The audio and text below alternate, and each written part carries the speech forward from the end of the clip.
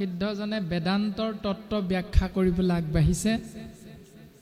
এই ৰাম কবি নিগদতি শুনিও সম্প্ৰতি কহো বেদান্তৰ তত্ত্ব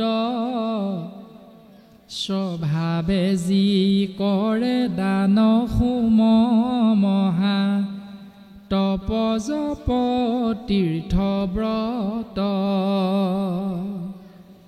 কায় বাক্য মনে যতে কোৱা চৰে লৌকিক বৈদিক কৰ্ম হুয়া একমত ঈশ্বৰ কৃষ্ণত অৰ্পিব শিষব ধৰ্ম এ ৰাম নিত্য নৈমিত্তিক যত জাতি ধৰ্ম আশ্ৰমৰ যত কৰ্ম কৃষ্ণ তয় অৰ্পিলে জানা সিও হুৱে মহাভাগৱত ধৰ্ম। সেই ৰাজন বেদান্তৰ তত্ত্বটো হ'ল স্বাভাৱিকতে জীৱই যিবিলাক কৰ্মক আশ্ৰয় কৰে, দান কৰে, হোম মহাজপ তপ তীৰ্থ ব্ৰত কায় বাক্য মনেৰে লৌকিক বৈদিক এই কৰ্মবিলাক স্বাভাৱিকতে যি আচৰণ কৰে একমত হৈ ঈশ্বৰ কৃষ্ণত এই ধৰ্মবিলাক যিসকলে অৰ্পণ কৰে নিত্য কৰ্ম নৈমিত্তিক কৰ্ম যত জাতি ধৰ্ম আশ্ৰমৰ যত কৰ্ম কৃষ্ণত অৰ্পণ কৰিলে জানা সিও হুৱে মহাভাগৱত ধৰ্ম। এইবিলাকো মহাভাগৱত ধৰ্মৰ মাজলৈ গুচি যায়। কিন্তু গৰ্ব অহংকাৰ তেজি যিটো জনে আচৰে কৰ্ম ভকতি তাতে মহাতুষ্ট হুয়া কৃষ্ণে দেন্ত বৈকুণ্ঠ যত সম্পত্তি। এইবিলাকৰ এটা নাম দিলে আমাক জানিবলৈ, নামটো হ'ল কৰ্মভকতি। এইবিলাক হ'ল কৰ্মভকতি। আৰু এই কৰ্মভকতিবিলাক কৰাটো ইমান সহজ নহয়। ইয়াৰ কাৰণে আমি এৰিব লাগিব কি কি? গৰ্ব অহংকাৰ তেজি যিটো জন, গৰ্ব অহংকাৰ ত্যাগ কৰিব লাগিব। এতিয়া আমি দ্বিতীয় স্কন্ধ মহাভাগৱত ধৰ্মত পাইছিলোঁ বিশ্বামিত্ৰ পৰাশৰ আদি মুনিগণ জলবায়ু পত্ৰ মাত্ৰ কৰন্ত সেৱন। বিশ্বামিত্ৰ পৰাশৰ আদি ঋষিমুনিগণে পৰম ব্ৰহ্মৰ কৃপা লাভ কৰিবৰ বাবে ইমানেই ঘোৰ তপস্যা কৰিছিল অৰণ্যৰ মাজত যে আহাৰ হিচাপে গ্ৰহণ কৰিছিল কেৱল বায়ু আৰু গছৰ সৰি পৰা পকা পাত।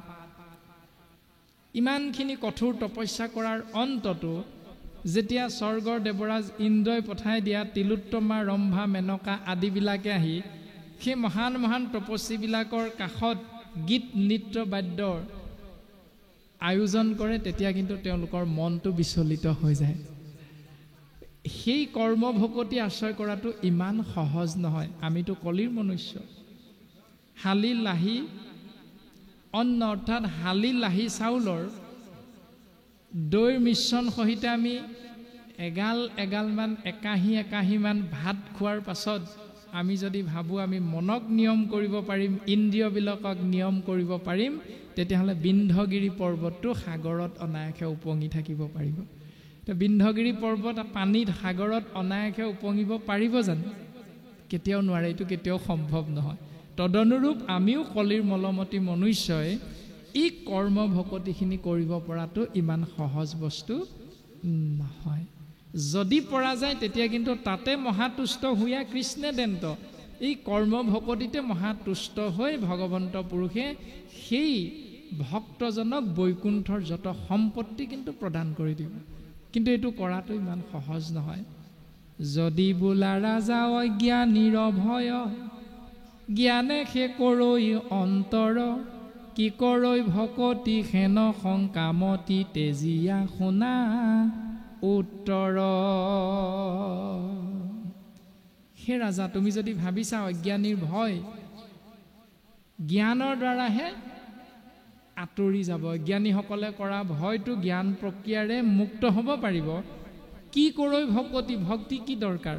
হেন শংকামতি, তোমাৰ যদি মনত তেনেকুৱা শংকা হৈছে তেজিয়া শুনা উত্তৰ। সেই মনৰ শংকা তুমি দূৰ কৰি তোমাক আমি উত্তৰ দিম, তুমি শুনা।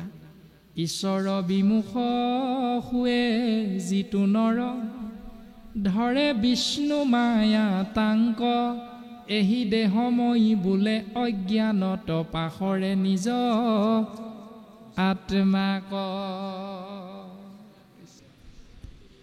কৃষ্ণ, হে ৰাজন, তুমি ইয়াৰ উত্তৰ শুনা। ঈশ্বৰ বিমুখ হোৱে যিটো নৰ, যি মনুষ্য ঈশ্বৰৰ ফালে পিঠি দিয়ে, ধৰে বিষ্ণু মায়া তাক, তেওঁক তৎক্ষণাৎ ঈশ্বৰ পুৰুষৰ মায়াই আৱৰি ধৰে। আৰু মায়াই আৱৰি ধৰাৰ লক্ষণটো দিছে এহি দেহময়ী বোলে অজ্ঞানত পাশৰে নিজ আত্মাক। দেহটোকে মই বুলি ভাবি আত্মাৰ কথাটো পাহৰি যায়। সেইটোৱে হ'ল বিষ্ণুৰ মায়াটো। হুৱে জ্ঞান শূন্য কোন পাপ পুণ্য, কৰিতে নপাৰে সাৰ, বিষয় ব্যাকুল সম্যকে বাতুল, নুগুচে জাত নাতাৰ। জ্ঞান শূন্য হৈ পাপ পুণ্যৰ বাছ বিচাৰ কৰিব নাজানে, কোনটো কৰ্মশাস্ত্ৰই হাৰ বুলি কৈছে তাক বুজি নাপায়, বিষয়ত ব্যাকুল হৈ সম্যকে বাতুলৰ দৰে ঘূৰি ফুৰে, আৰু তেৰাৰ কোনো দিন যাতনাৰ পৰা তেওঁ যলৈকে নাযাওক, যি আশ্ৰয় নকৰক, তেওঁ সেই পথটোৰ পৰা কেতিয়াও সুখ পাব নোৱাৰে। এৰাম যাহাৰ মায়াত, এতেকে অনৰ্থ ভজুক হেন মুৰাৰী, এক চিত্ত শুয়া কৃষ্ণত কৰিব, ভকতি অব্যভিচাৰী।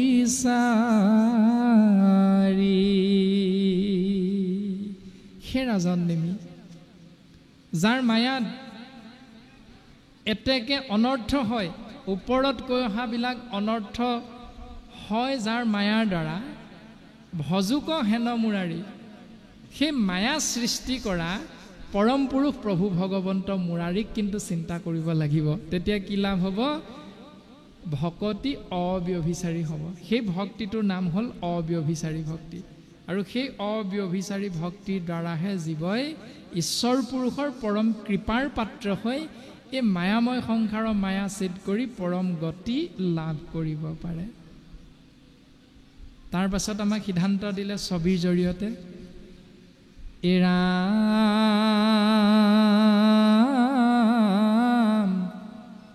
অনাদৰি আন ধৰ্ম, মাধৱৰ জন্ম কৰ্ম, শুনিও ক মহন্ত মুখে, জগত প্ৰসিদ্ধ নাম, কৃষ্ণ বিষ্ণু হৰি ৰাম, লাজ এৰি গাইবা মহা সুখে। হে নিমিৰাজন, ওপৰত কৈ অহা এই আন ধৰ্মবিলাক ত্যাগ কৰি কেৱল এক ঈশ্বৰ কৃষ্ণদেৱ মাধৱৰ জন্ম কৰ্ম, মহন্তৰ মুখে কথা শুনা প্ৰথমত, তেবেহে পুৰুষে পায় ভকতিৰ তত্ত্ব। কথা শুনিলেহে গুচে মনৰ সংশয়, কৃষ্ণৰ সেৱাতৰ ৰতি তেবেহে বাঢ়য়। কথা আমাক শুনিবলৈ কৈছে। কি কথা শুনিবলৈ কৈছে? মাধৱৰ জন্ম কৰ্ম কথাবিলাক শুনিবলৈ কৈছে। কাৰ মুখেৰে শুনিবলৈ কৈছে? মহন্তৰ মুখেৰে শুনিবলৈ কৈছে।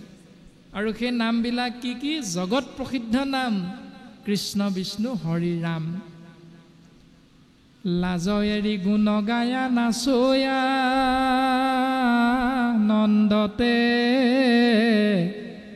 লাজ এৰি মান সন্মান নিবিচাৰি কৃষ্ণ বিষ্ণু হৰিৰাম জগত প্ৰসিদ্ধ নাম যিজন ভকতে আশ্ৰয় কৰে লাজ এৰি গুণ গায়া নাচৈ আনন্দতে লাভ কি হয় তেওঁৰ দ্বাৰা জগত পবিত্ৰ কৰে অশেহি হে ভকতে সেই উদ্ধৱ এই বুলি ভগৱন্ত কৃষ্ণদেৱে কৈছে যে যিজনে লাজ এৰি সন্মান নিবিচাৰি মান নিবিচাৰি সকলোবিলাক ত্যাগ কৰি কেৱল মোৰ নাম আনন্দত আত্মহাৰা হৈ আশ্ৰয় কৰি থাকে তেনে ভকতৰ দ্বাৰা জগতৰ কল্যাণ সাধন হয় ৰাজন এই বুলি নিমি ৰজাৰ আগত কবি নামৰ সিদ্ধজনে পুনশ্চ সিদ্ধান্ত দিছে গতিকে সেই ৰাজন তুমি মনত ৰাখিবা এৰা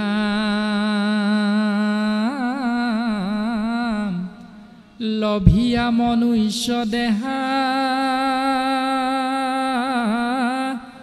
আনত এৰিয়া স্পৃহা বোলে বন্ধু কৃষ্ণ কজিজনে এতেকে বান্ধৱ হৰি তাংক মূৰ বুলি ধৰি ৰক্ষা কৰি ফুৰা সৰ্বক্ষণে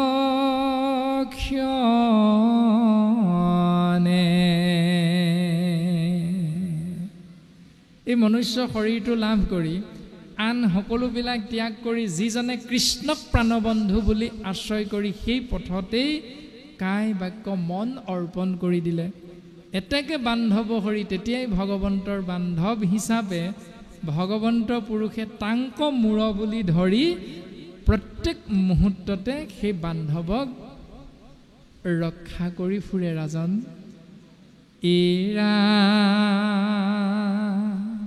শুনা সভা সদলোক কলিত সদ গতি শৌক কৃষ্ণৰ কথাত দিয়া চিত পৰম অমৃত ৰস মাধৱৰ নাম যশ জানাইহে পৰলোক বিত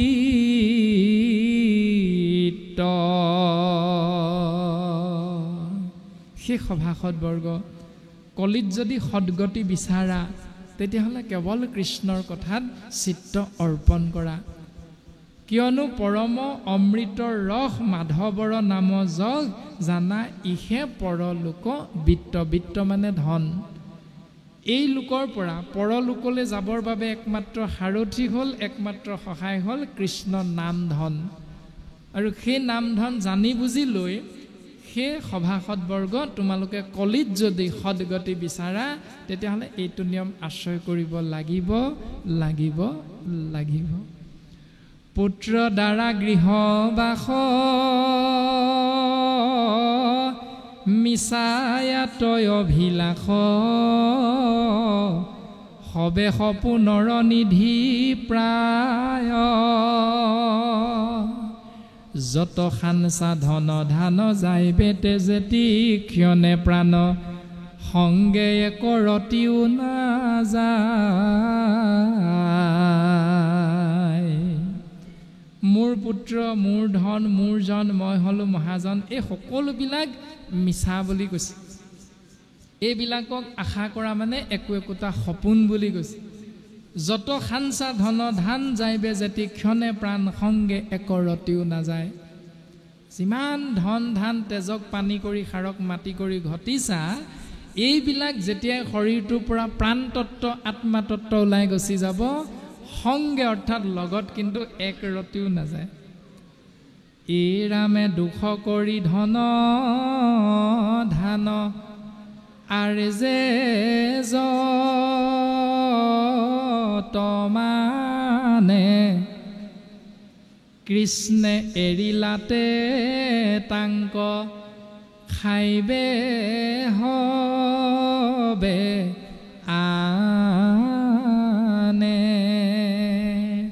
দুখ কষ্ট কৰি যিমানবিলাক ধন ধান ঘটিছা হৰি তত্ত্বৰ পৰা কৃষ্ণ তত্ত্ব ওলাই যোৱাৰ লগে লগে কিন্তু সকলোবিলাক আনৰ হাতলৈ গুচি যাব। দেউতা গুচি গ'ল, মাটিডোখৰৰ মালিক কোন হ'লো? উত্তৰাধিকাৰী সূত্ৰে পুত্ৰ হ'লো। আকৌ সেই পুত্ৰ হিচাপে আমি যেতিয়া বিয়া বাৰু কৰাই সন্তান এটি জন্ম দিলোঁ, আমি মৰি থকাৰ পাছত সেই মাটিডোখৰৰ গৰাকী কোন হ'ব? আমাৰ সন্তানটো হ'ব। সেই সন্তানটো জন্ম দিয়া আইগৰাকী কোন বংশৰ আছিল? ক'ৰ পৰা বা বিয়া পাতি আনিলোঁ সেইগৰাকী? এই সকলোবিলাক কৃষ্ণে এৰি লাতে তাংক খাইবে হবে আনে, সকলোবিলাক আনেহে খাব বুলি কৈছে। গতিকে মোৰ বুলি এনেইহে আমি ইফালৰ পৰা সিফালে ঢপলিয়াই ফুৰোঁ ৰাতিপুৱা শুই উঠাৰ লগে লগে। ইয়াৰ বিপৰীতে গুৰুজনাই আমাক সিদ্ধান্ত দিছে, এক গুণ লগাইলে অনন্ত গুণ হুৱে।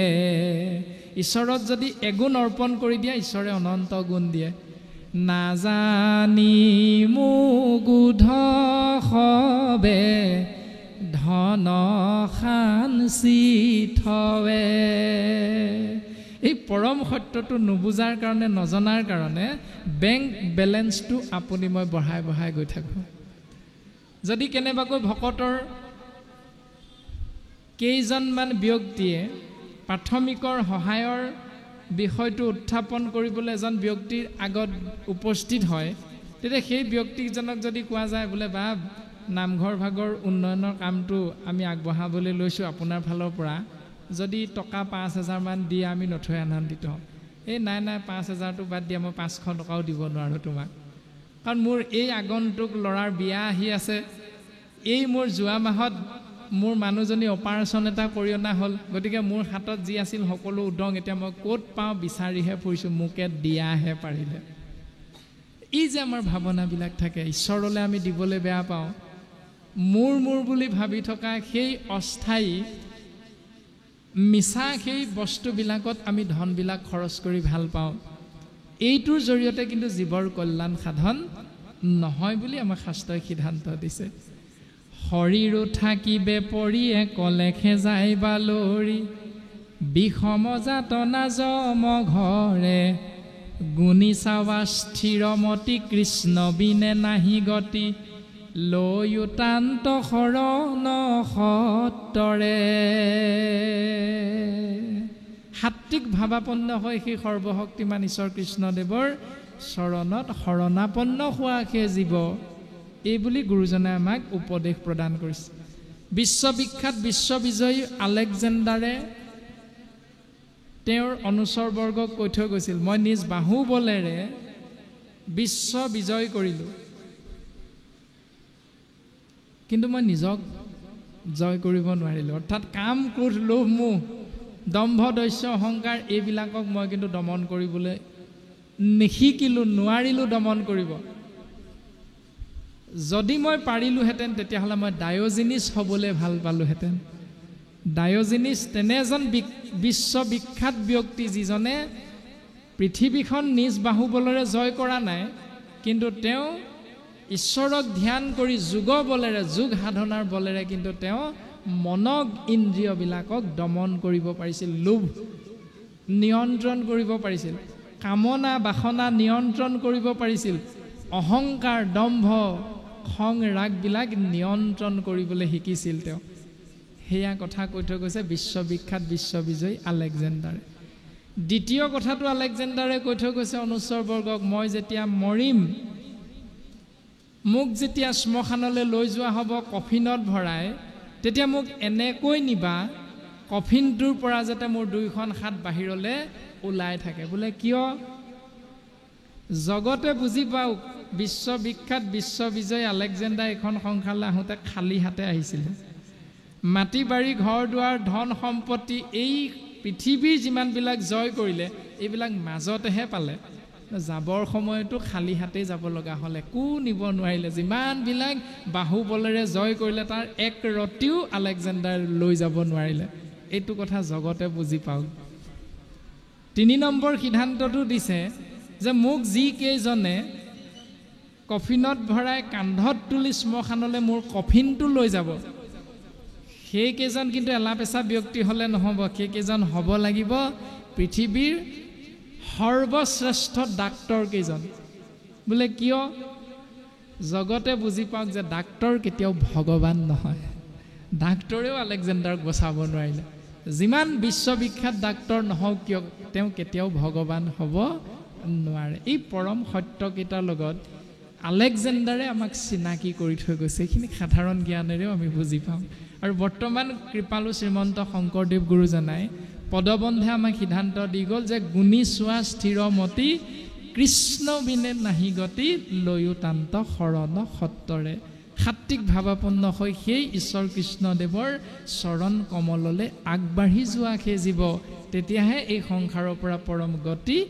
লাভ কৰিব পাৰিবা তাৰ পাছত পদবন্ধে আমাক প্ৰকাশ কৰিছে প্ৰেম ভকতিৰ বিষয়ে এৰাম কবি নিগদতি শুনা নিমিম হাসয় হেনবা কৰিবা ৰাজা মনত সংশয় যিটো মহাযোগী সদা সমাধি তৰতি কোটি জন্মে নহি তাৰ সপ্ৰেম ভকতি সেই ৰাজন তুমি মনত বহু বহু সংশয় লৈ এই নভাগী প্ৰশ্ন আমাৰ আগত অৰ্পণ কৰিছা তোমাক আমি কওঁ শুনা যিটো মহাযোগী সদা সমাধিত ৰতি যিজন মহাযোগীয়ে সদায় সমাধিত অৰ্থাৎ ধ্যানত থাকি পৰম ব্ৰহ্মক চিন্তা কৰি থাকে তেনে মহান মহান যোগীসকলে কোটি কোটি জন্ম এই সংসাৰলৈ আহিলেও ধাৰণ কৰিলেও তেওঁলোকে সপ্ৰেম ভকতি লাভ কৰিব নোৱাৰিবও পাৰে ৰাজন মুখ্যটো অধিক তাক কহে বেদগণে একে জন্মে শৈব কেনে নামৰ কীৰ্তনে মুখ্যতকৈ অধিক বেদে আমাক সেই পৰম জ্ঞানটো দৰ্শন কৰাব বিচাৰিছে যে এবাৰ জন্ম হৈয়ে ঈশ্বৰ পুৰুষৰ নাম আশ্ৰয় কৰিলে কোটি কোটি জন্মৰ পুণ্যৰ ভাগিদাৰ তেওঁ হৈ যাব পাৰে মুখ্য প্ৰাপ্তিতকৈও সফল সমাপ্তি সফলতা লাভ কৰিব পাৰে তাৰ নামেই হ'ল ৰাজন প্ৰেম ভকতি ইয়াৰ লক্ষণটো আমাক বৰ্ণনা কৰিবলৈ আগবাঢ়িছে ইটো শংকা মনত নানিবা কদাচিত শুনিও কনামৰ মহিমা বিপৰীত ইটো হৰি নাম ধৰ্ম মহাগুহ্যতম ইহাত বিশ্বাস যাৰ সেহি নৰোত্তম তুমি এই শংকাটো নকৰিবা ৰাজন তুমি শুনা নামৰ মহিমা কিন্তু বিপৰীত এই হৰিনাম ধৰ্ম মহাগুহ্যতম ইয়াত যাৰ বিশ্বাস আছে তেওঁক নৰৰ ভিতৰত উত্তম বুলি কোৱা হয় নৰোত্তম ভজে মাধৱক নাম স্মৰে সৰ্বক্ষণ একেদায়ে সিজে তাৰ তিনি প্ৰয়োজন যিজনে সেই সৰ্বোত্তম সৰ্বশ্ৰেষ্ঠ ঈশ্বৰ কৃষ্ণ মাধৱৰ নাম আশ্ৰয় কৰে সৰ্বক্ষণতে একেদায়ে সিজে তাৰ তিনি প্ৰয়োজন তেওঁ সেই মুহূৰ্ততে তিনিটা সিদ্ধি লাভ হয় সেই তিনিটা সিদ্ধি লাভৰ বিষয়ে আমাক কৈছে কি বুলি কৈছে প্ৰথমে উপজে প্ৰেম লক্ষণা ভকতি গৃহ শৰীৰতো পাছে মিলে বিৰকতি প্ৰেমৰ আস্পদ কৃষ্ণ মূৰ্তি স্ফূৰ্তি হয় এককালে মিলে আখি সম্পদ ত্ৰিতয় এক মুহূৰ্ততে তিনিটা সম্পদৰ গৰাকী হৈ যাব পৰা এটা উদাহৰণ সহিতে কবি নামৰ সিদ্ধজনে নিমি ৰজাৰ আগত সি তিনিটা উত্তম প্ৰয়োজনৰ ব্যৱস্থাটো বুজাবলৈ আগবাঢ়িছে সেই ৰাজন তুমি শুনাচোন আতিশয় সুধাত ভুল জন্তে যেন মতে সি যে তিনি প্ৰয়োজন প্ৰত্যেক গ্ৰাসতে এজন অতিশয় ক্ষুধাটোৰ ভোকাটোৰ ব্যক্তিয়ে যেতিয়া আহাৰ গ্ৰহণ কৰে সি যে তিনি প্ৰয়োজন প্ৰত্যেক গ্ৰাসতে প্ৰত্যেক গৰা আহাৰতে তেওঁ তিনিটা কৰ্ম সম্পাদন হয় লাভ হয় সেই তিনিটা কি কি হুৱে তুষ্ট দেহ পুষ্ট ক্ষুধা গুচি যায় প্ৰেম ভকতিৰ ৰাজা শুনা অভিপ্ৰায় দেহটো তুষ্ট হয় আৰু পুষ্ট হয় তাৰ পাছত ভোকটো নাইকিয়া হৈ যায়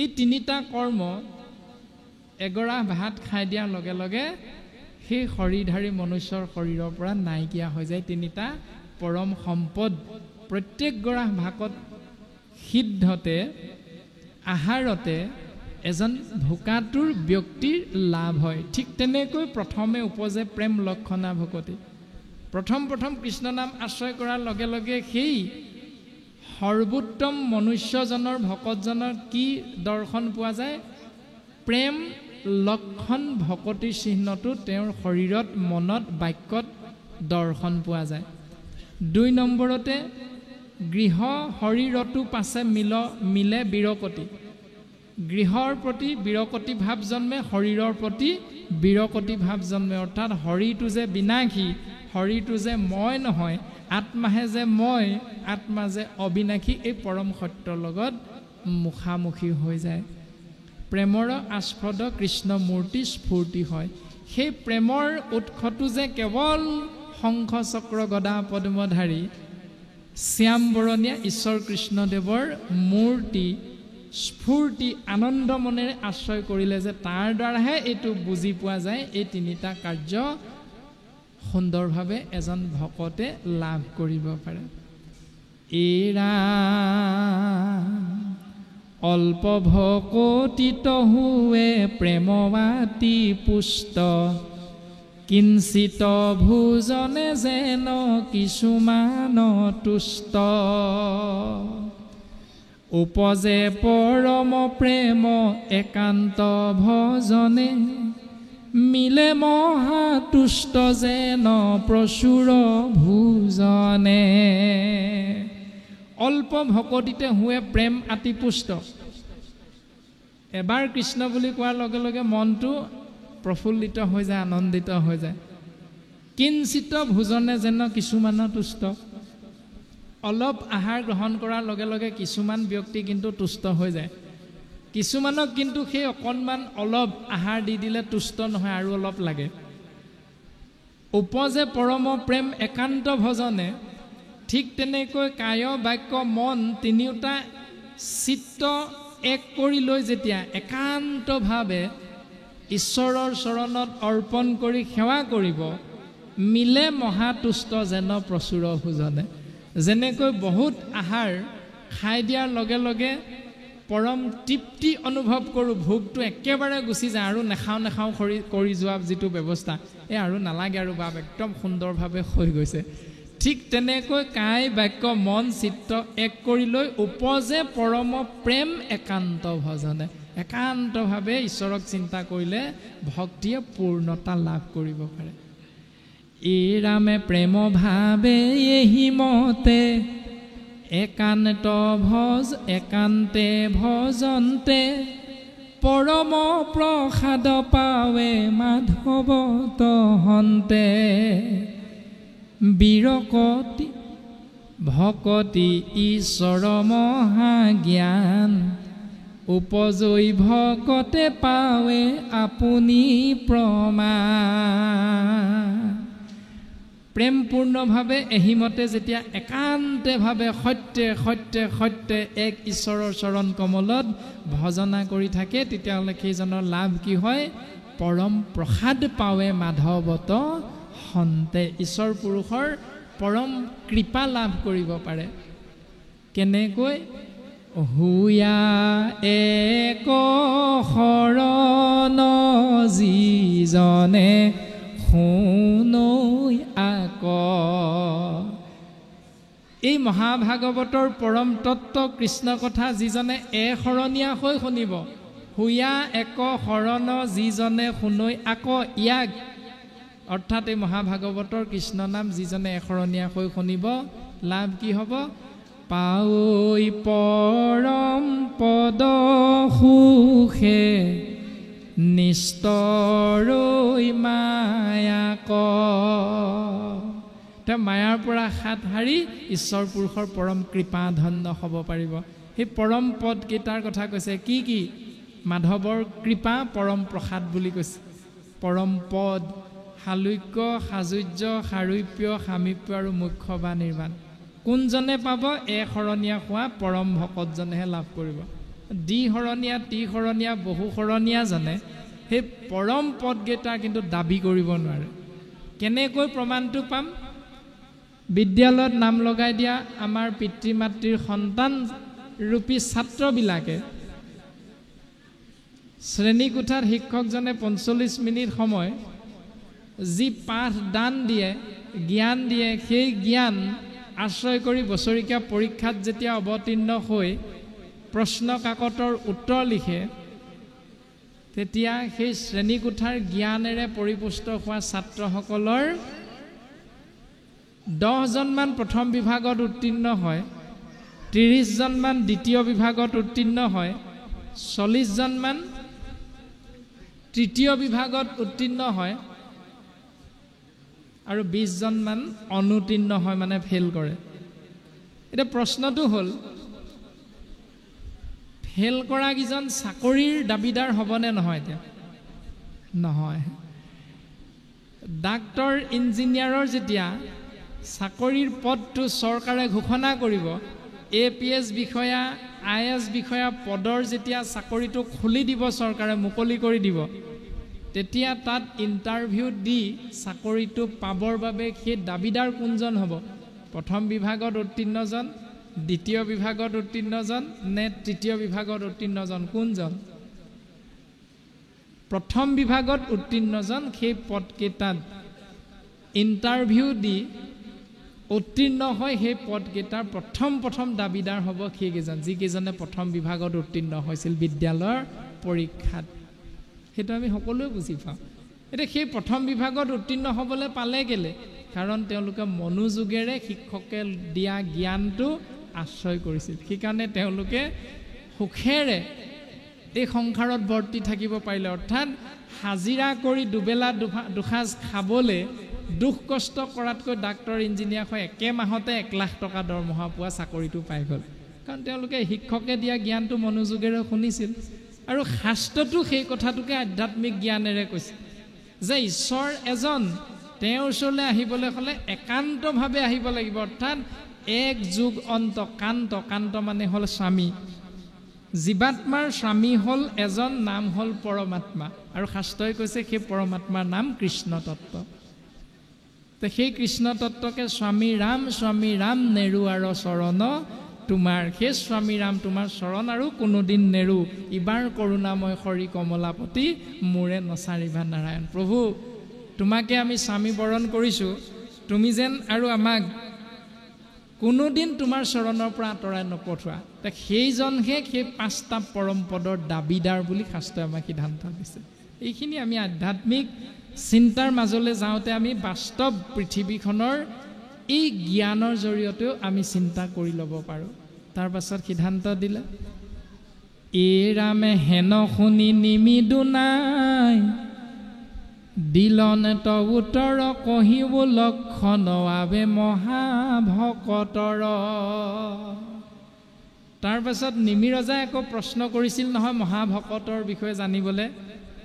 সেই মহাভকতৰ লক্ষণৰ কথা, ভকতৰ কোন ধৰ্ম কিবা প্ৰৱৰ্তন, কোনোবা স্বভাৱে ভক্তে কি বোলে বচন।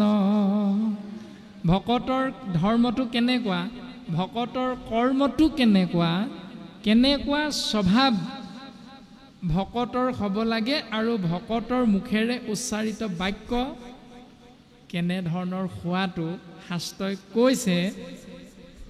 সেই সিদ্ধসকল তোমালোকে আমাক এই পৰম সত্যটো দৰ্শন কৰাই দিয়া। এই ৰামে জানিবা কচাও চিহ্ন মহাভকতৰ, শুনি কবি সিদ্ধে দিলা তাহাৰ উত্তৰ। সেই সিদ্ধসকল তোমালোকে কোৱা, এই বুলি নিমি ৰজাই সেৱা নিবেদন কৰাৰ লগে লগে পুনৰ কবি নামৰ সিদ্ধজনে আগবাঢ়ি আহি কৈছে।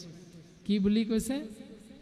এই ৰামে হৰিক মনত স্মৰি, বুলন্ত ৰাজাক, ভকতৰ জীৱা ধৰ্ম শুনা কহো তাক।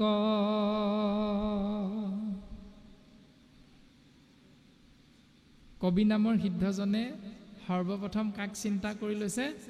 এক ঈশ্বৰ পৰম ব্ৰহ্ম কৃষ্ণদেৱক চিন্তা কৰি নিমি ৰজাক কৈছে, ভকতৰ জীৱা ধৰ্ম শুনা কহো তাক। ভকতৰ কেনেকুৱা ধৰ্ম তাক মই তোমাৰ আগত কম শুনা। প্ৰথম কিন্তু এই বুলি নাই কোৱা আকৌ, ভকতৰ লক্ষণ জানিব বিচাৰিছা, ভকতৰ লক্ষণ এইটো আকৌ শুনা, তুমি এইটোও নাজানানে, এই বুলি পোনে পোনে নাই কোৱা। কবি নামৰ সিদ্ধজনে সৰ্বপ্ৰথম হৃদয়ত ভগৱন্ত ঈশ্বৰ কৃষ্ণক চিন্তা কৰি লৈছে, আৰু চিন্তা কৰি কৈছে, সেই ৰাজন নিমি তুমি শুনাচোন, ভকতৰ লক্ষণ জানিব বিচাৰিছা, মই তোমাক কওঁ। ঈশ্বৰত দেখে যিটো সমস্তে প্ৰাণীক, প্ৰাণী সমস্তটো দেখে ঈশ্বৰ মূৰ্তিক। সমস্তে ঐশ্বৰ্য ব্যাপী আছে জগতত, হেন যিটো দেখে সিটো মহাভাগৱত।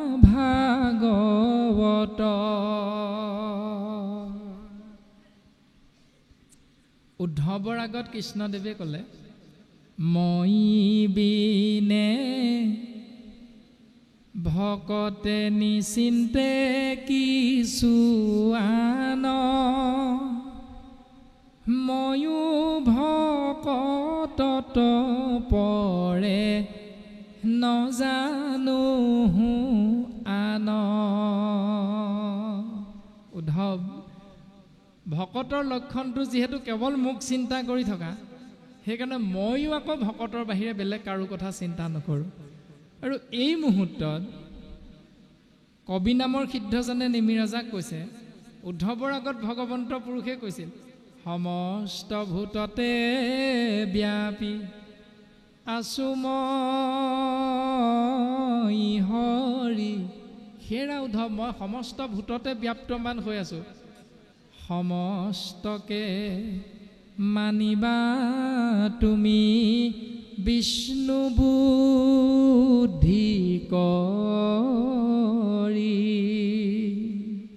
কৃষ্ণদেৱে কৈছে, মই সমস্ত ভূততে আছোঁ, আৰু এই পৰম সত্যটো কোনে জানে? কেৱল ভকতে জানে, আৰু যিজনে জানে তেওঁক ভকত বুলি কৈছে। কোনে কৈছে? কবি নামৰ সিদ্ধজনে। কি বুলি কৈছে? ঈশ্বৰত দেখে যিটো সমস্তে প্ৰাণীক, ঈশ্বৰতে সমস্ত ব্ৰহ্মাণ্ড ব্যাপ্তমান হৈ আছে, মূৰ উদৰত আছে ব্ৰহ্মাণ্ড যতেক ভকতৰ ধূলা পৰি পবিত্ৰ প্ৰত্যেক। উদ্ধৱ তুমি মনত ৰাখিবা, মোৰ উদৰতে সমস্ত ব্ৰহ্মাণ্ড প্ৰকাশমান হৈ আছে। এই পৰম সত্যটো যিজনে জানে, ঈশ্বৰত দেখে যিটো সমস্তে প্ৰাণীক, ঈশ্বৰতে সমস্ত উৰণ বুৰণ গজন ভ্ৰমণ চাৰিমুঠি জীৱ ঈশ্বৰতে আছে। এই পৰম সত্যটো জানি প্ৰাণী সমস্তটো দেখে ঈশ্বৰৰ মূৰ্তিক। আকৌ প্ৰত্যেকটো প্ৰাণীতে পৰমাত্মা ঈশ্বৰ প্ৰকাশমান হৈ আছে। এইটো আকৌ যিজনে তৎক্ষণাত দৰ্শন পাই যায়, ঈশ্বৰতে সমস্তবিলাক আছে, সমস্তবিলাকতে ঈশ্বৰ আছে। এই পৰম সত্যটো যিজনে জানিব, সমস্তে ঐশ্বৰ্য ব্যাপী আছে জগতত, হেন যিটো দেখে সিটো মহাভাগৱত। সিজনেই হ'ল মহাভাগৱত, অৰ্থাৎ উত্তম ভকত বুলি কৈছে। আৰু উদ্ধৱৰ আগত কৃষ্ণদেৱে ক'লে, পৰ নিন্দা পৰ চৰ্চা নকৰে যিজন, উত্তম ভকত ভাগৱত সেইজন। উদ্ধৱ, পৰনিন্দা পৰচৰ্চা যিজনে নকৰে সেইজন কিন্তু উত্তম ভাগৱত। আকৌ আৰু এই মুহূৰ্তত কবি নামৰ সিদ্ধজনে ক'লে, ঈশ্বৰতে সকলো আছে, সকলোতে ঈশ্বৰ আছে। এই পৰম সত্যটো যিজনে জানিব সেইজনে হ'ল মহাভাগৱত। এতিয়া অৰ্জুনৰ আগত কৈছিল কৃষ্ণদেৱে, অৰ্জুনক সম্বোধি বোলনত শ্ৰী হৰি, কলিত বৈষ্ণৱে বিষ্ণু জানানিষ্ট কৰি। হেৰা অৰ্জুন, কলিত বৈষ্ণৱে বিষ্ণু, ভকতে ভগৱান, নৰেই ঈশ্বৰ। উদ্ধৱৰ আগত ক'লে, দেৱতু তীৰ্থটো কৰি, ভকতে সেবৰ, ভকতক ভজিলে গুচয় কৰ্মজৰ। কপিল ৰূপে অৱতৰণ হৈ মাতৃ দেৱহূতিৰ আগত ক'লে, ভকত প্ৰতিমা মূৰ, দুই অধিষ্ঠান, দুইকো পূজা দৰ্শনে, কৰিবে আতিমান। ভকতৰ ৰূপটো হ'ল মোৰ ২ নম্বৰ ৰূপ। মোৰ এই ২ নম্বৰ ৰূপটোক যদি তুমি চিন্তা কৰা, হে মা, তুমি জানিবা তুমি মোকেই সেৱা কৰি আছা। সেই মা দেৱহূতি, তুমি যদি এজন ভকতক দৰ্শন পোৱা, জানিবা তুমি মোকেই সাক্ষাৎ দৰ্শন পালা। যদি এজন ভকতক সেৱা কৰিবলৈ সৌভাগ্যৱন্ত হৈছা মা, তেতিয়াহ'লে জানিবা তুমি মোকেই সেৱা কৰিছা। ইমান সুন্দৰভাৱে সিদ্ধান্ত দিছে, কলিত বৈষ্ণৱে বিষ্ণু, ভকতেই ভগৱান, নৰেই ঈশ্বৰ। এতিয়া সেইজন মনুষ্য শৰীৰধাৰী আমি, আমাৰ শৰীৰটোৰ ইংৰাজীত নামটো কি বুলি বুজি পাওঁ? বডি। কিয় বডি হ'ল আমাৰ শৰীৰটোৰ ইংৰাজীত নাম?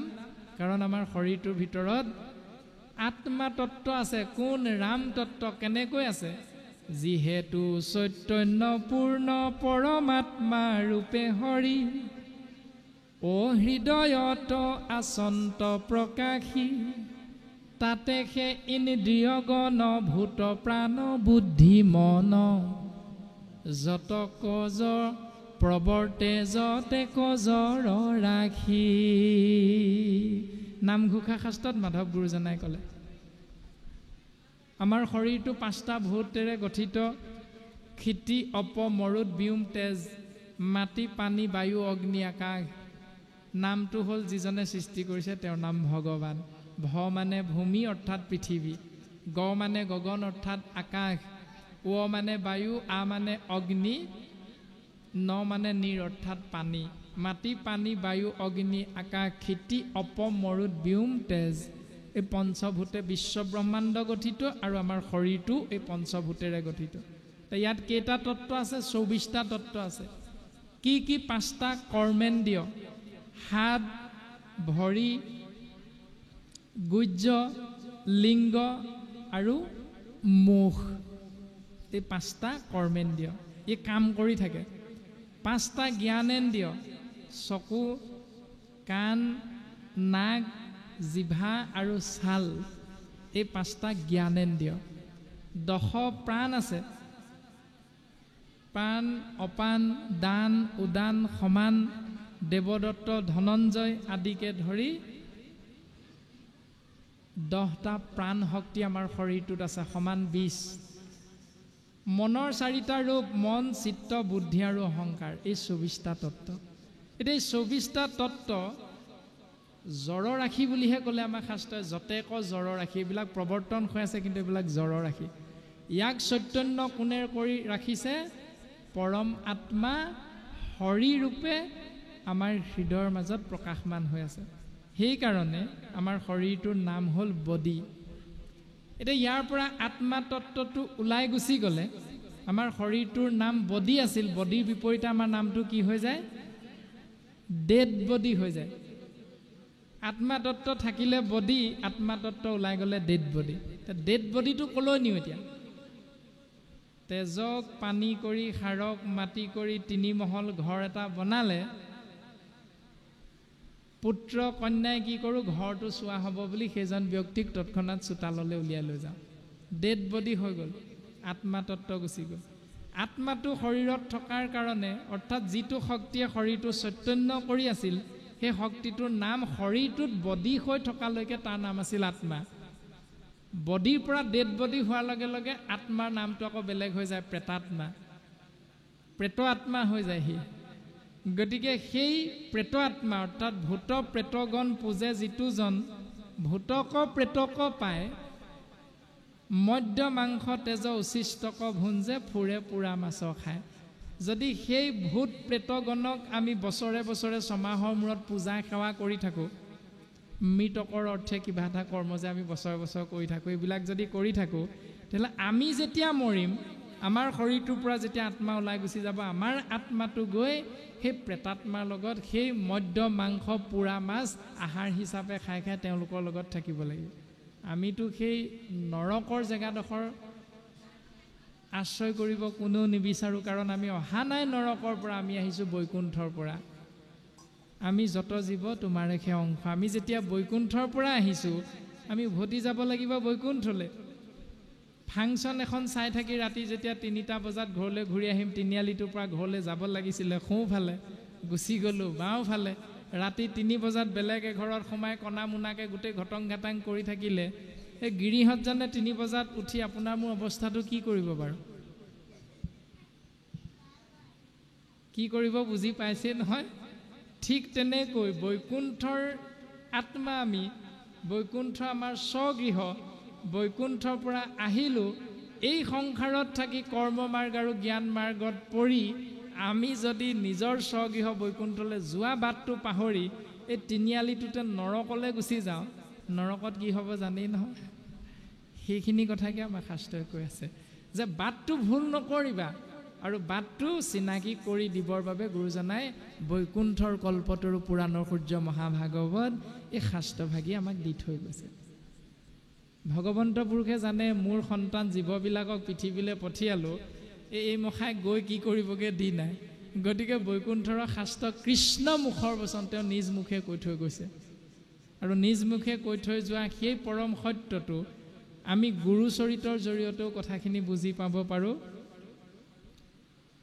যে পূৰ্বকালে ইটো লোকে নাছিল ভকতি, ইটো ৰাজ্যে নাছিল ভকতি, নানা দেৱ পূজা মাত্ৰ আচৰে সম্প্ৰতি, নানা দেৱ পূজন কৰয় বলিদান, শংখ চাগ মহিষ কাটৈ অসংখ্য প্ৰমাণ, লোকতল গৈল কলি পাপ সাগৰত, কৃপাময় কৃষ্ণে চিন্তা কৰি বৈকুণ্ঠত। এতিয়া আমাৰ পিতৃ কোন? কৃষ্ণ। থাকে ক'ত? বৈকুণ্ঠত। পিতৃ যদি বৈকুণ্ঠত আছে, আমি স্বাভাৱিকতে বৈকুণ্ঠৰ পৰা আহিছোঁ, এই পৰম সত্যটো বুজি পাই যাম। এতিয়া গাঁৱৰ কোনোবা এজন ল'ৰাৰ অঘাইতং স্বভাৱটোৰ বাবে আমি জগৰীয়া কাক কৰিম? ৰাতি 11 বজাত মদ পানী খাই যেতিয়া গোটেই গাঁওখনত হুলস্থুল কৰি থাকিব, তাৰ কাৰণে জগৰীয়া আমি কাক কৰিম? কাৰ ঘৰৰ ল'ৰা সেইটোৱে সদায় ৰাতি ৰাতি আহি অভদ্ৰামী কৰি থাকিব, উভত মাত মাতি থাকিব, মুঠতে এইটোৰ পৰা আৰু গাঁওখনৰ শান্তি নোহোৱা হ'ল। কাৰ পুতেক? তাৰমানে দেউতাক মাকক প্ৰথম জগৰীয়া কৰিম। এতিয়া আমি সন্তান, আমাৰ যদি অপৰাধ হয় দোষী কোন হ'ব? ঈশ্বৰ হ'ব, আমাৰ পিতৃ হ'ব জগৰীয়া। আৰু সেইকাৰণে পৰম সত্যটো, সত্য বস্তু কৃষ্ণ তত্ত্বই আগতেই জানি বুজি তেওঁ আমাক কৃপা কৰিব অৰ্থে বাটটো দি থৈ গৈছে। তাৰ পাছত সন্তানটোৰ উন্নতিৰ অৰ্থে, ভালৰ অৰ্থে চিন্তা কোনে কৰিব? গাঁওখনত অঘাইতং ল'ৰাটোৰ ভালৰ অৰ্থে গাঁৱৰ দাঁতি কাষৰীয়াবিলাকে চিন্তা কৰিব নেকি? নকয়, ককাই ভাইও নকয়। কৰিব লাগিব কেৱল জন্ম দিয়া মাতৃ আৰু জন্ম দিয়া পিতৃয়েহে চিন্তা কৰিব লাগিব। কি যে ল'ৰা জন্ম দিলোঁ, কি যে সন্তান এটা জন্ম দিলোঁ, কেনেকেনো ইয়াক ভাল কৰিব পাৰোঁ, দিনে ৰাতিয়ে টোপনি নোহোৱা হৈ যাব। কাৰ? মাক দেউতাকৰ। সেই সূত্ৰে আমি বুজি পালোঁ, লোক তল গৈল কলি পাপ সাগৰত, কলিৰ পাপ সাগৰত কৰাল গাখত জীৱবিলাক তল যোৱা দেখি পিতৃ ঈশ্বৰ কৃষ্ণদেৱে চিন্তা কৰি বৈকুণ্ঠত চিন্তা কৰিছে, এই মহাক মই কেনেকৈ এতিয়া বৈকুণ্ঠলৈ আনিম, কেনেকৈ পথটো দেখুৱাই দিম। চিন্তা কৰি কি কৰিলে? ইটো লোক সমস্তক, ইটো লোক অৰ্থাৎ কলিৰ সমস্ত মনুষ্যক, এই বুলি নাই কোৱা কলিৰ শ্ৰীমন্ত শংকৰদেৱ সংঘৰ বাপাইসকলক, এই বুলি আকৌ নাই কোৱা। এই বুলিও নাই কোৱা শংকৰ গুৰুজনে নগাঁৱত জন্ম হৈছে, নগাঁৱৰ মানুহখিনিক বুলিও নাই কোৱা। এই বুলিও নাই কোৱা ভাৰতৰে পূৰ্ব দিশত সূৰ্য উঠা দেশ অসম আমাৰ ৰূপহী গুণৰো নাই শেষ। শংকৰদেৱ অসমতহে জন্ম হৈছে, অসমৰ মানুহখিনিকহে উদ্ধাৰ কৰিব, এই বুলিও নাই কোৱা। ইটো লোক সমস্তকে, কলিত জন্ম হোৱা সমস্ত জীৱকে কৰিতে উদ্ধাৰ, শংকৰ মাধৱ ৰূপে ভৈলা অৱতাৰ। শংকৰ মাধৱ ৰূপে কলিৰ মনুষ্যক উদ্ধাৰ কৰিবৰ বাবে ভগৱন্ত কৃষ্ণই বৈকুণ্ঠৰ পৰা আহি অৱতাৰ ধাৰণ কৰিছে। এতিয়া শংকৰ মাধৱ কেৱল আমাৰ গুৰু নহয়, সকলোৰে গুৰু। এতিয়া সেই সকলোবিলাক হ'ব লাগিব কি? শ্ৰীমন্ত শংকৰ হৰি ভকত, অৰ্থাৎ আমাক হৰি ভকত হ'বলৈ কৈছে, এশৰণীয়া হ'বলৈ কৈছে। যদি আমি এশৰণীয়া হয় তেতিয়াহ'লে আমাৰ গুৰু শ্ৰীমন্ত শংকৰদেৱ হয়। এতেকে বুলি বাকীসকলৰ হৃদয় পদ্মত আকৌ কৃষ্ণ তত্ত্ব নাই, এইটো আকৌ নহয়। তেওঁক যে আমি অৱমাননা কৰিম, অশ্ৰদ্ধা কৰিম, আকৌ এইটো আমাক শাস্ত্ৰই নাই কোৱা। সেই কথাটোকে আমাক বৰ্তমান পদে কৈছে, সমস্তে ঐশ্বৰ্য ব্যাপী আছে জগতত, হেন যিটো দেখে সিটো মহাভাগৱত। সমস্ত ভূততে যিহেতু ভগৱন্ত আছে, থকাৰ কাৰণে সমস্তকে আমি ঈশ্বৰ জ্ঞান কৰিবলৈ শাস্ত্ৰই আমাক উপদেশ দিছে, আৰু তেওঁকে মহাভাগৱত হিচাপে শাস্ত্ৰই অভিহিত কৰিছে, চিনাকি দিছে। আমি বুজি পাওঁ এজোপা গছত ইক্ষতত্ত্ব থকাৰ কাৰণেহে পুলিৰ পৰা গছজোপা লাহে লাহে ডাঙৰ হৈছে, আৰু ডাঙৰ হোৱাৰ পাছত সি ফলে ফুলে জাতিষ্কাৰ হৈ আমাক আহাৰ দিছে। আৰু আহাৰ দিয়াৰ পাছত যেতিয়া আমাৰ প্ৰয়োজন হ'ল, গছজোপা পৰিণত হ'ল, তেতিয়া আমি গছজোপা কৰত লৈ আমি কাটি পেলালোঁ, আৰু কাটি পেলোৱাৰ পাছত যেতিয়া তাৰ পৰা কাঠ আমি তৈয়াৰ কৰিলোঁ, সেই কাঠডাল কিন্তু চৈতন্য নহয়, আকৌ সেই কাঠডাল কিন্তু জড়। গছ হৈ থকালৈকে তাত আত্মাতত্ত্ব আছিল কাৰণে সি চৈতন্য, সেইকাৰণে তাক কৃষ্ণ বুলি কোৱাত কোনো অপৰাধ নাই। কিন্তু এডাল কাঠক আকৌ কৃষ্ণ বুলি কোৱাত কিন্তু শাস্ত্ৰই বাধা দিছে, কাৰণ সি হ'ল জড়, আৰু সেই জড় পদাৰ্থৰে নিৰ্মিত ঈশ্বৰ কৃষ্ণদেৱৰ শংখ চক্ৰ গদা পদ্মধাৰী বিষ্ণুৰ ৰূপটোৰ মূৰ্তি এভাগ নিৰ্মাণ কৰি যদি ধূপ ধূনা জ্বলাই থকা যায়, সি কিন্তু আকৌ জড়, সি কেতিয়াও চৈতন্য নহয়।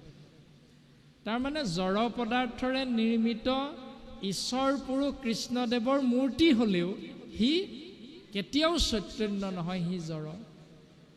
সেইকাৰণে গুৰুজনাই শ্ৰেষ্ঠতম মূৰ্তিৰ ভিতৰত দৰ্শন কৰাইছে কেৱল বাংময় মূৰ্তি, মহাভাগৱতৰ কথা আমাক সিদ্ধান্ত দিছে। একানেতে কৰয় প্ৰেম যিটো ঈশ্বৰত, মিত্ৰতা আচৰে হৰি ভকত সবত।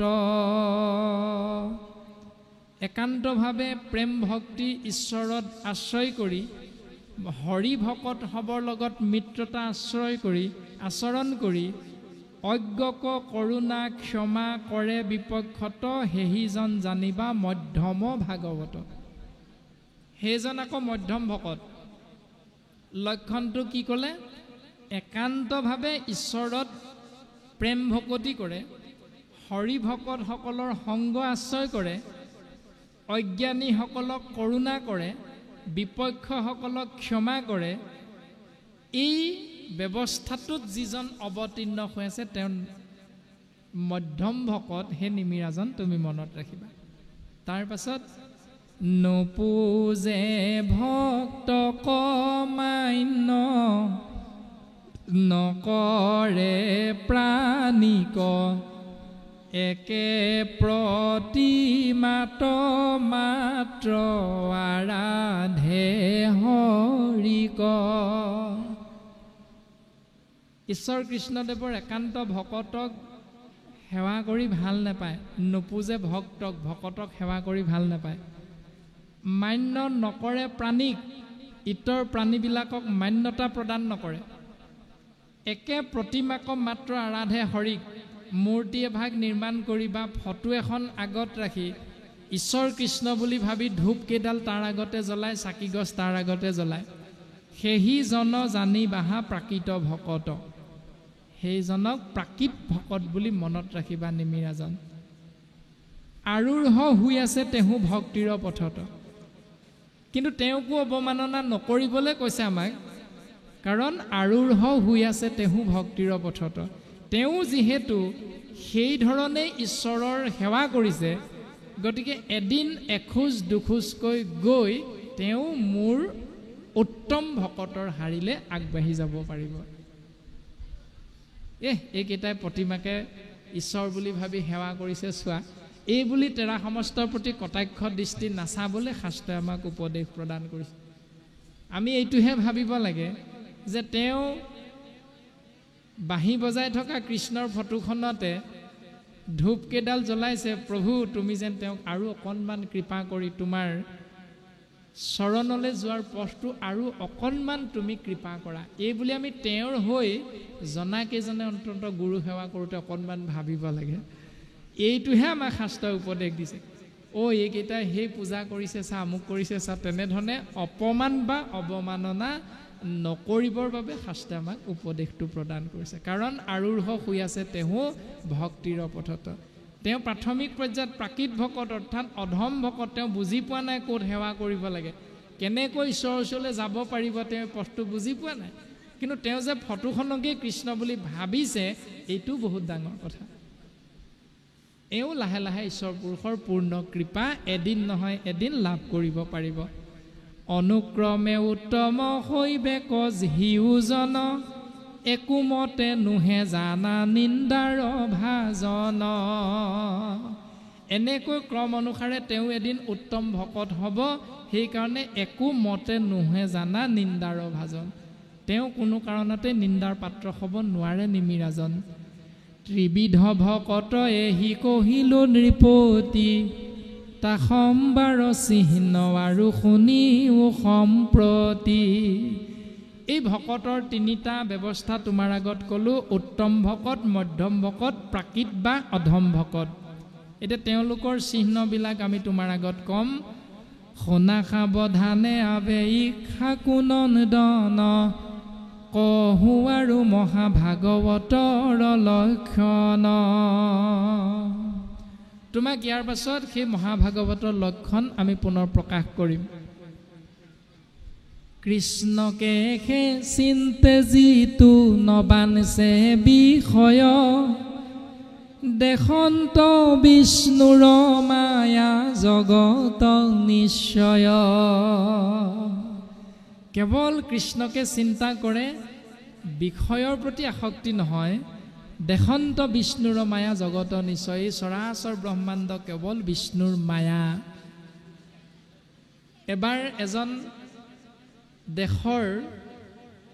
এখন দেশৰ এজন ৰজাক ভক্তিত সন্তুষ্ট হৈ ভগৱন্ত পুৰুষে দৰ্শন দিলে। আৰু ভগৱন্তক দৰ্শন পাই সেই ৰজাজন যিহেতু ভগৱন্তৰ পৰম ভকত আছিল, তেওঁ ভগৱন্তৰ আশীষ ধন্য হ'ল যে কোৱা বৎস তোমাক কি লাগিব মোৰ পৰা, কি বৰ লাগে কোৱা বৎস।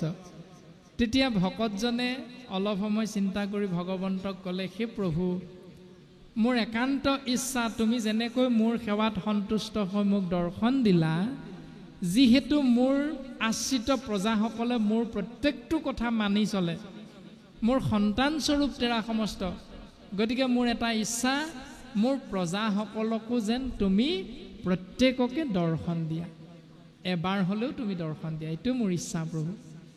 তেতিয়া ভগৱন্তই চিন্তা কৰি বৎস ৰজাজনক ক'লে যে মোৰ বৎস, তোমাৰ ইচ্ছা মই নিশ্চয় পূৰণ কৰিম, কিন্তু এটা কথা, সকলোকে এদিন এদিন দেখা দিবলৈ যাওঁতে বহুত সময় দৰকাৰ হ'ব নহয়। একেদিনাই মই একেলগে প্ৰত্যেককে দেখা কৰিম, তাৰ এটা ব্যৱস্থা তুমি কৰিব লাগিব।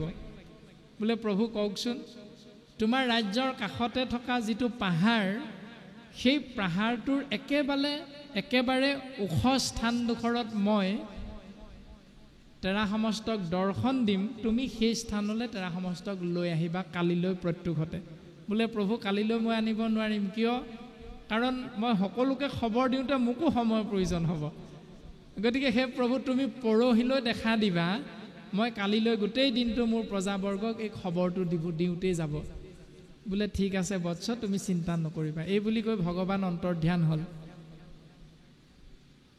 তাৰ পাছত ৰজাই ঢোল পিটি শুনাই দিলে যে কালিলৈ প্ৰত্যুষতে অৰ্থাৎ পৰহিলৈ প্ৰত্যুষতে ভগৱন্তই আমাক অৰ্থাৎ তোমাৰাসৱক দৰ্শন দিব আমাৰ ৰাজ্যৰ সীমাতে থকা পাহাৰটোৰ একেবাৰে ওখ স্থানত।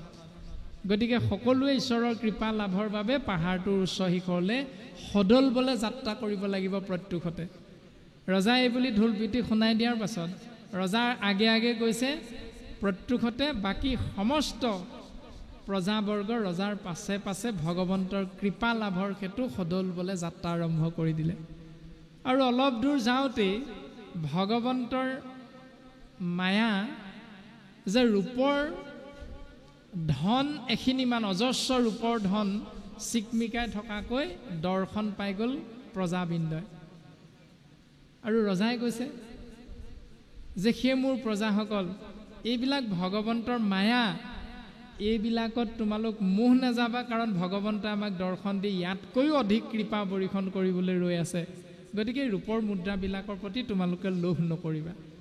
তাৰে কিছু কিছু প্ৰজাবৰ্গই চিন্তা কৰিলে, ইমান দিন দুখত দুবেলা দুসাঁজ খোৱাৰ বিপৰীতে এদিন এসাঁজো খাবলৈ নোপোৱাকৈ আছোঁ, এই ৰূপৰ মুদ্ৰাখিনি পাওঁতে লৈ থোৱাই ভাল।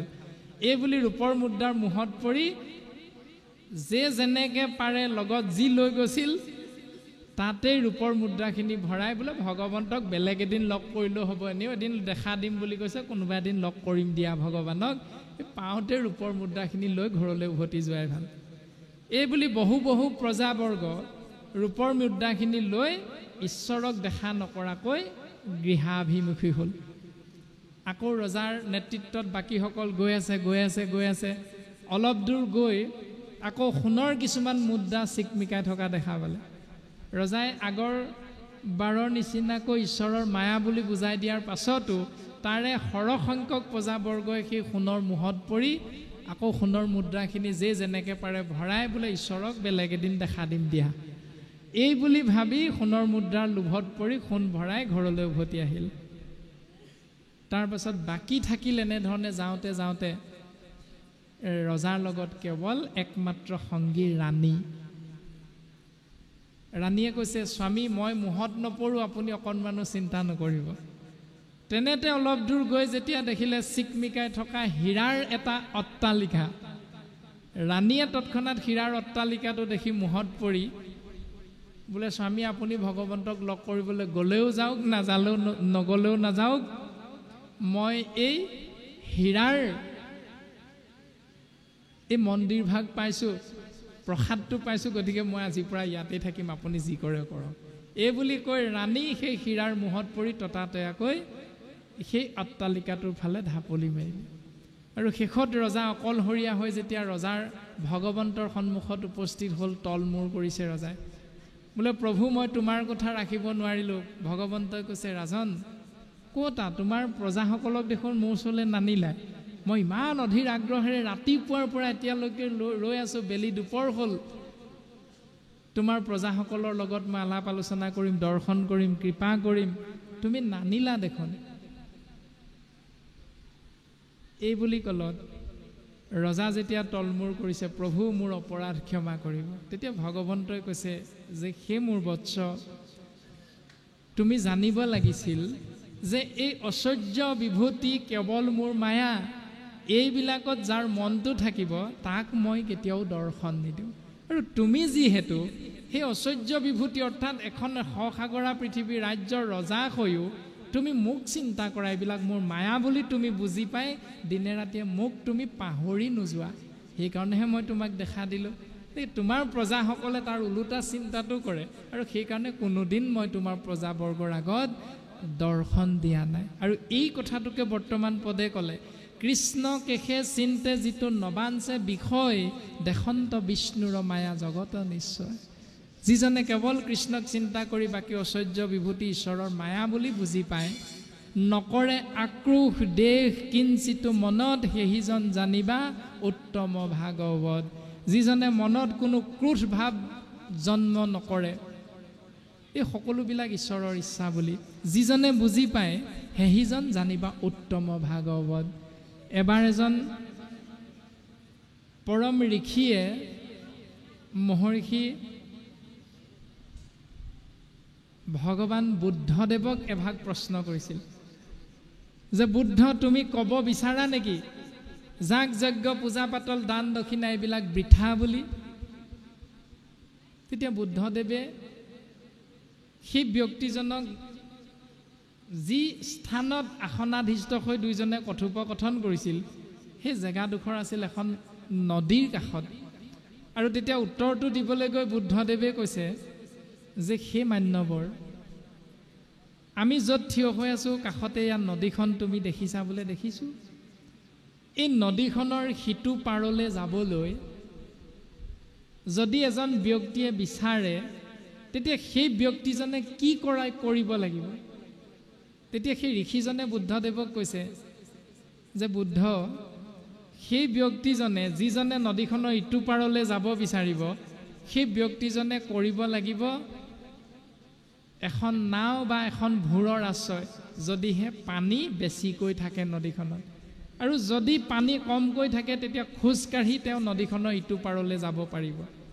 তেতিয়া বুদ্ধদেৱে কৈছে, যদি তেওঁ সেইটো কৰিব নিবিচাৰি নদীখনৰ সিটো পাৰ তেওঁৰ ওচৰলৈ আহক বুলি এইটো পাৰতে বহি পূজা পাঠ দান দক্ষিণা শ্ৰাদ্ধ পিণ্ড কৰি থাকে, এইটো পাৰত বহি, হেৰৌ নদীৰ সিটো পাৰ তই মোৰ ওচৰলৈ আহ, মই তালৈ নাযাওঁ, তোক মই প্ৰাৰ্থনা কৰিছোঁ, তোৰ কাৰণে মই পূজা কৰিছোঁ, তোৰ কাৰণে মই দান দক্ষিণা দিছোঁ।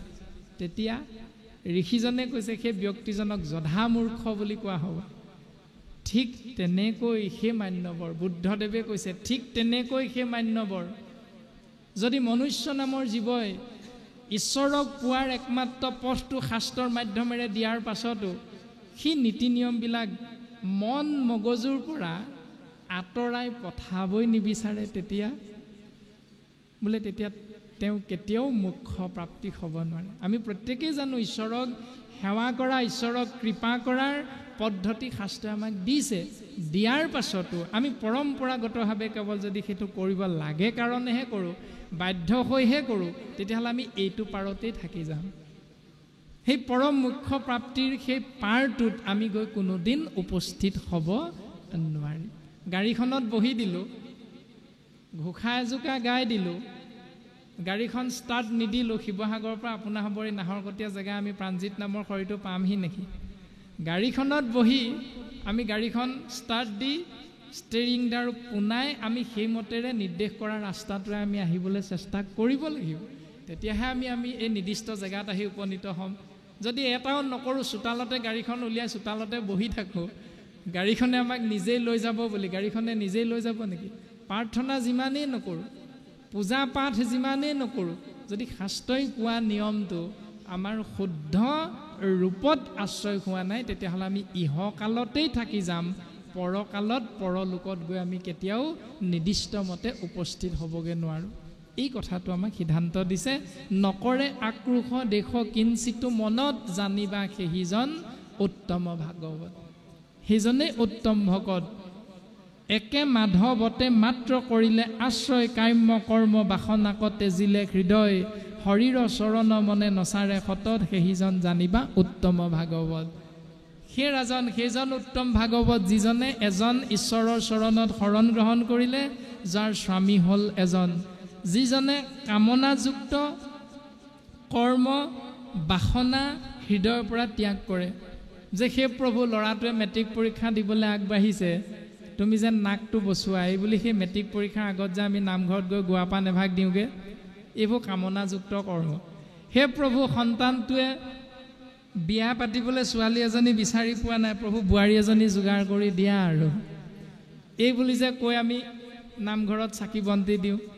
সেই প্ৰভু ল'ৰাটোৱে ইণ্টাৰভিউ দিবলৈ যাব, চাকৰিটো যেন আমাৰ ল'ৰাটোৱে পায়, এই বুলি যেন ভকত কেইজনমানক আনি পাঠ এভাগ কৰোৱাওঁ। এই কাম্য কৰ্ম কামনাযুক্ত কৰ্মবোৰ হৃদয়ৰ পৰা যিজনে এৰি দিয়ে, এইবিলাক সকলো ঈশ্বৰৰ বিষ্ণুৰ মায়া বুলি বুজি পায়। শৰীৰৰ চৰণ মনে নচাৰে সতত, কিন্তু সাত্বিক ভাৱাপন্ন হৈ ঈশ্বৰৰ চৰণৰ পৰা কোনোদিন আঁতৰি আহিব নিবিচাৰে। সেইজন জানিবা উত্তম ভাগৱত। সন্তৰ সংগত সদা হৰিক সেৱয় জানিবা নৃপতি সেইজন মহাশয়। কাম্য কৰ্ম দেশ মোহ হৰিষ ৰহিত শুয়া ফুৰে নিতান্তে কৃষ্ণত দিয়া চিত্ত। হৰি কথা তেজিয়া আনত নেদে মন কৈলো ভকতৰ ৰাজা যেন প্ৰৱৰ্তন। কুল ধৰ্ম বৰ্ণাশ্ৰম আদি ধৰ্ম যত উত্তম বুলিয়া গৰ্ব নোপজে দেহত। অভিমান শূন্য শুয়া হৰিক ভজয় হৰিৰ পৰম প্ৰিয় সেইজন হয়। কহিলো নৃপতি যেন ভক্তৰ লক্ষণ তাসম্বাৰ স্বভাৱ শুনিও এহি ক্ষণ। সেই নিমিৰাজন তুমি ভকতৰ লক্ষণ জানিব বিচাৰিছিলা, এয়াই হ'ল উত্তম ভকতৰ লক্ষণ।